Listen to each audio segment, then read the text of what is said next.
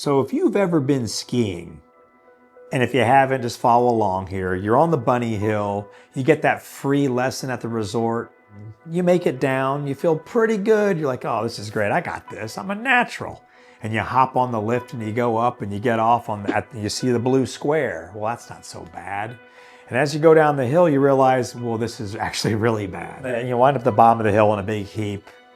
You can't find one of your skis, your elbow hurts, you're a little embarrassed. That's overconfidence. And that's what we're going to talk about today as one of the big 3 emotional biases that get us off of our investment game. Let's get into this. So how does overconfidence manifest itself when it comes to our investments? What will happen is we tend to under-diversify our holdings. We feel that, well, this investment's doing so well because I have some insightful knowledge and I'm just a great investor, that we're just going to hold on to this and let it run. And what winds up happening sometimes, we have a portfolio that's frankly under-diversified, and when the inevitable corrections happen, we get hit a little worse.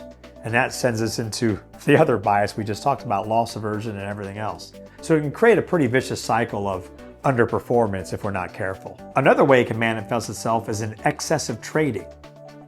We tend to say, okay, well, if I buy this and then I sell this and I buy this and I sell this, and maybe it's not day trading, but it's excessive. We're exchanging funds in our 401ks frequently. We read a piece of news. We think we have some secret knowledge, and then we go and trade that information. And when we excessively trade, that can create more fees, tax consequences, and unnecessary costs. And it may all be for naught anyway. All those extra costs just weighing us down in taxes. And at the same time, we may have suboptimal returns because of that. So how do we fix this? Well, one thing, and I think this is the most important way to do it, and again, what we're trying to do with these hacks that are kind of set it and forget it and keep us on the path. We want to set up hard, fast rules on our portfolios. Whether you do that yourself or through the work of a professional financial advisor, you want to set up certain rules. As an example, you may have a rule that says, I'm not ever going to have more than 20% in any one investment, whether that's a fund or other. I'm going to cap it at 20%. That will ensure you're not going to under-diversify. Another rule, let's say you dabble in individual securities. You may have a rule that says, I'm never going to put more than 5% of my investment net worth into any one investment.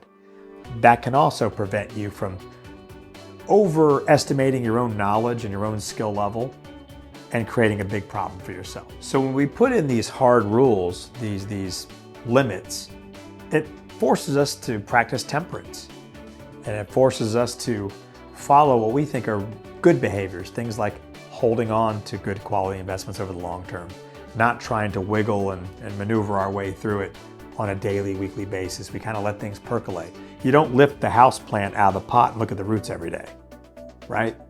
You just let it sit, you water it appropriately, you get it the right sunlight and let it grow. If you keep looking at the roots every day, thinking that you're smarter than the plant and the sun and the water, well, then your plant dies. Here's another fix for overconfidence. You can run a stress test using certain software utilities, or you can speak to your financial advisor, and you can see what your portfolio actually would have performed through, say, like 2008 and 2009, the last time we had really a full-on calamity of a bear market. And sometimes you may not like what it shows you, but it does check your overconfidence. You may think you have the perfect portfolio. So with a stress test, you can actually see what your portfolio did during periods of market downturns. And that may check and help you batten down that overconfidence that could lead to less than optimal returns. So just to recap, overconfidence, that's when we feel like we have some certain knowledge that's ahead of the game of other investors, and it lends us to making investment decisions that typically cause us to under-diversify our portfolios, leading to potential trouble. Fixes. Fix number 1, set up hard, fast rules for your account, limit certain percentages to certain parts of your portfolio, and 2, stress test your proposed portfolio, or what you think is an ideal portfolio. Stress test it and take it through a terrible market cycle and see what it did. Remember, we want to create content that's meaningful to you. If this video or anything in our prior videos has spurred any questions, please let us know. In our next video, and the last video we're going to do on the big 3 financial biases, we're going to talk about recency bias. In the meanwhile, Remember, you can always behave your way to wealth.